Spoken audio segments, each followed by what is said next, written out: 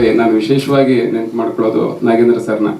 ಅಂದರೆ ಒಬ್ಬ ವ್ಯಕ್ತಿ ಹೊಸಬರಿಗೆ ಯಾವ ರೀತಿ ಒಂದು ಅವಕಾಶ ಕೊಟ್ಟು ಅವ್ರನ್ನ ಸಪೋರ್ಟ್ ಮಾಡ್ತಾನೆ ಬರ್ತಿದ್ದಾರೆ. ತುಂಬ ಜನ ಹೇಳಿದ್ದಾರೆ, ಅಂದರೆ ಹೊಸಬರಿಗೆ ಅವಕಾಶ ಬೇಕು ಅಂದಾಗ ನೀವು ನಾಗೇಂದ್ರ ಪ್ರಸಾದ್ನೇ ಮೀಟ್ ಮಾಡಿ.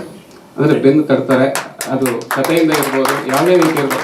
ಇವತ್ತು ಸಿರಿ ಕತೆ ಮಾಡ್ಕೊಂಡು ಅದನ್ನ ಎಕ್ಸಿಕ್ಯೂಷನ್ಗೆ ಸ್ವಲ್ಪ ಕಷ್ಟಪಡ್ತಿದ್ದಾಗ ಪೂರ್ತಿ ಬೆನ್ನೆಲುಬಾಗಿ ನಿಂತು ಅದಕ್ಕೆ ತನ್ನ ಸಪೋರ್ಟನ್ನು ಕೊಟ್ಟು ಇವತ್ತು ಆ ಸಿನಿಮಾನ ಗೆಲ್ಲಿಸುವತ್ತ ಸಾಗಿದ್ದಾರೆ ನಾಗೇಂದ್ರ ಪ್ರಸಾದ್. ಸಿರಿ ಕೂಡ ಅಷ್ಟೇ, ಒಂದು ಒಳ್ಳೆ ಸ್ಕ್ರಿಪ್ಟ್ ಮಾಡ್ಕೊಂಡಿದ್ರು, ಅದು ವಿಶೇಷವಾಗಿ ಬಂದಿದೆ. ಇನ್ನು ನನ್ನ ಪಾತ್ರದ ಬಗ್ಗೆ ನಾನು ಪ್ರಕಾಶ್ ತುಮ್ಮಿನಾಡು ಮತ್ತು ಮಾನಸ್ ಸುಧೀರ್ 3 ಜನ ಆ್ಯಕ್ಟ್ ಮಾಡಿದ್ವಿ. ಅದರಲ್ಲಿ ಮಾನಸ್ ಸುಧೀರ್ ಇದ್ದಾರೆ, ಅವರು ಸೈಕಿಯಾಟ್ರಿಸ್ಟ್. ಅವ್ರಿಗೆ ಒಂದು ಕಾಂಪೌಂಡ್ರ್ ಪಾತ್ರ, ಒಂದು ತರಲೆ ಪೆದ್ದ ಒಂದು ವಿಚಿತ್ರವಾದ compounder.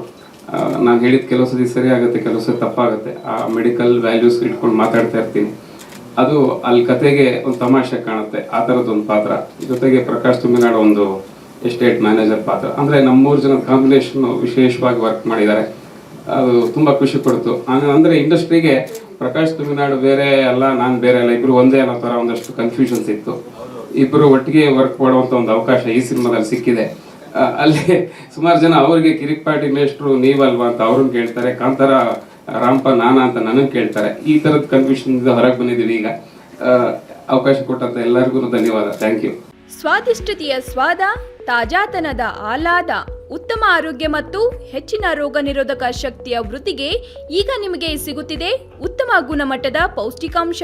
Shri Vaidik millet health mix, ಇದು ಸಿರಿಧಾನ್ಯಗಳ ಸಂಪತ್ತು.